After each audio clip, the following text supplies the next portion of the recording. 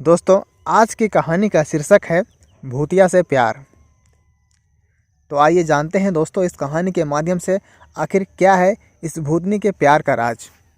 दोस्तों, बंटी ने धड़कते दिल के साथ दुल्हन का घूंघट उठाया। घूंघट के उठाते ही उसके अरमानों पर पानी फिर गया था। बंटी ने फौरन घूंघट को गिरा दिया। अपनी दुल्हन को देखकर बंटी का दिमाग बौखला गया था। उसकी पत्नी उसे अपने ख्वाबों की शहजादी के बजाय किसी भूतिया फिल्म की हीरोइन लग रही थी। बंटी ने दांत पीसते हुए दरवाज़ा खोलकर बाहर निकल गया। बड़ी भाभी बरामदे में टहलते हुए अपने रोते हुए बेटे को चुप कराने की कोशिश कर रही थी। बंटी उनके पास गया और भाभी का हाथ पकड़ते हुए बोला, भाभी मेरे साथ आइए। हुआ क्या है? भाभी उसके तेवर देखकर हैरान थी। पहले अंदर तो चलिए। बंटी उनका हाथ पकड़कर उन्हें अपने कमरे में ले गया। यह दुल्हन पसंद की है आपने मेरे लिए? बंटी ने दुल्हन का घूंघट उठाते हुए भाभी से पूछा। मुझे क्या पता था कि तुम सूरत को अहमियत दोगे, मैंने तो इसकी सीरत परखी थी। भाभी बोली, आपसे किसने कह दिया कि सूरत वालों के पास सीरत नहीं होती? बंटी ने चिल्लाकर भाभी से पूछा। अब जैसे भी है इसी के साथ गुजारा कर लो, इसी में सारे खानदान की भलाई है। बड़ी भाभी नसीहत देकर चलती बनी। उठो यहाँ से और दफ़ा हो जाओ, बंटी ने गुस्से में बबली से कहा। मैं कहाँ जाऊँ? बबली ने डरते हुए पूछा और उसकी आंखें भर आई थी। भाड़ में जा, बंटी ने झल्ला कर बबली से कहा। बबली चुपचाप बेड से उतरकर सोफे पर जाकर बैठ गई। बंटी ने बेड पर लेटकर चादर ओढ़ ली और सो गया। सुबह बंटी की आंख देर से खुली। उसने घड़ी पर नज़र डाली तो 9:30 बज रहे थे। बबली सोफे पर गठरी बनाकर सो रही थी। बंटी बाथरूम में घुसा और फ्रेश होकर कमरे से बाहर आ गया। सुबह सुबह छैला बनकर कहाँ चल दिए देवर जी? कमरे से बाहर निकलते ही छोटी भाभी ने टोक दिया। दफ्तर जा रहा हूँ, बंटी ने होठ सिकोड़ कर कहा। मगर तुमने तो 15 दिन की छुट्टी ली थी। अब मुझे छुट्टी की कोई ज़रूरत नहीं हो रही है। दफ्तर में भी सभी बंटी को देखकर हैरान थे, मगर उसके गुस्सैल मिजाज को देखते हुए किसी ने उससे कुछ नहीं पूछा। शाम को बंटी दफ्तर से घर आया तो बबली सजी धजी हाथ में पानी का गिलास पकड़े उसके सामने खड़ी थी। मुझे प्यास नहीं है और तुम मेरे सामने मत आया करो, बंटी ने बेहद गुस्सा करते हुए कहा। जी आप जैसा चाहें, यह कहकर बबली चुपचाप सामने से हट गई। और सुनो, तुमने जो चेहरे पर रंग रोपण किया है इसे फ़ौरन धो दो। मैं पहले ही तुमसे बहुत डरा हुआ हूँ और मुझे डराने की ज़रूरत नहीं है। हो सके तो अपना नाम भी बदल डालो, यह तुम पर सूट नहीं करता। बंटी ने बबली की बदसूरती पर ताना कसते हुए बोला। बबली चुपचाप आंसू पीते हुए कमरे से बाहर निकल गई। इसके बाद बबली ने खुद को पूरी तरह से घर के कामों में व्यस्त कर लिया।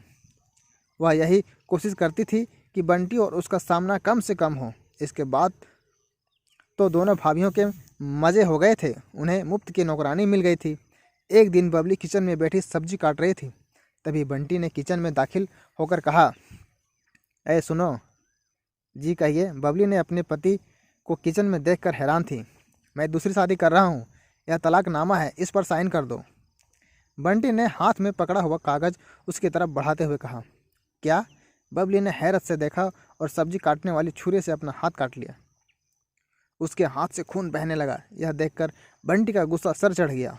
जाहिल गवार, शक्ल तो है ही नहीं, अक्ल भी नहीं है तुम्हें। और उसने बबली का हाथ पकड़कर नल के नीचे कर दिया। बबली आंसुओं को रोकने की नाकाम कोशिश कर रही थी, पर उसके आंसू नहीं रुक रहे थे। बंटी ने एक पल को उसकी तरफ देखा। आंखों में उतर आए आंसू को रोकने के लिए जल्दी जल्दी पलकें झपकाते हुए बबली बड़ी मासूम नजर आ रही थी। बंटी उसे गौर से देखने लगा। पहली बार उसे बबली अच्छी लगी थी।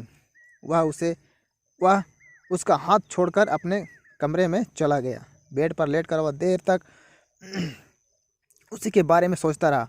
आखिर इस लड़के का क्या कसूर है? सिर्फ इतना कि यह खूबसूरत नहीं है, लेकिन इसका दिल तो खूबसूरत है। पहली बार बंटी को अपनी गलती का एहसास हुआ था। उसने तलाकनामा फाड़कर डस्टबिन में डाल दिया। बंटी वापस किचन में चला गया। बबली किचन की सफाई कर रही थी।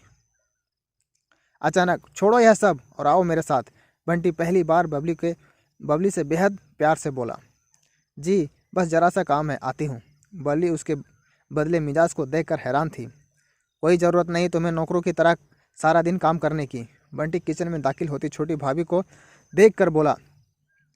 बंटी बबली की बाँह पकड़कर अपने कमरे में ले गया। आओ बैठो यहाँ। उसे बेड पर बिठाया और खुद उसके कदमों में बैठ गया। बबली, मैं तुम्हारा अपराधी हूँ, मुझे तुम जो चाहो सज़ा दे सकती हो। मैं खूबसूरत चेहरे का तलबगार था, मगर अब मैं जान लिया हूँ कि ज़िंदगी को खूबसूरत बनाने के लिए खूबसूरत चेहरे की नहीं बल्कि खूबसूरत दिल की ज़रूरत होती है। प्लीज़ मुझे माफ़ कर दो। तो बबली कहती, आप मेरे पति हैं, माफ़ी मांग कर कृपया आप मुझे शर्मिंदा ना करें। सुबह का भूला अगर शाम को वापस आ जाए तो उसे भूला नहीं कहते। थैंक्स बबली, तुम बहुत अच्छी हो। बंटी प्यार से बोला। अच्छे तो आप हैं जो मुझ जैसी बदसूरत लड़की को अपना रहे हैं। कहकर बबली ने हाथों से अपना चेहरा छिपा लिया और रोने लगी। पगली, आज रोने का नहीं हंसने का दिन है। आंसुओं को अब हमेशा के लिए गुड बाय कह दो। अब मैं तुम्हें हमेशा हंसते मुस्कुराते देखना चाहता हूँ। और खबरदार, जो अब कभी खुद को बदसूरत कहा, मेरी नज़रों में तुम दुनिया की सबसे हसीन लड़की हो। ऐसा कहकर बंटी ने बबली को अपने सीने से लगा लिया।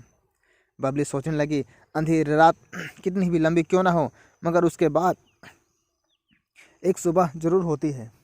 दोस्तों, भूतनी से शहजादी बनने तक की कहानी आपको कैसी लगी हमें कमेंट में ज़रूर बताएं। कहानी अच्छा लगे तो वीडियो को लाइक, शेयर और कमेंट ज़रूर करें।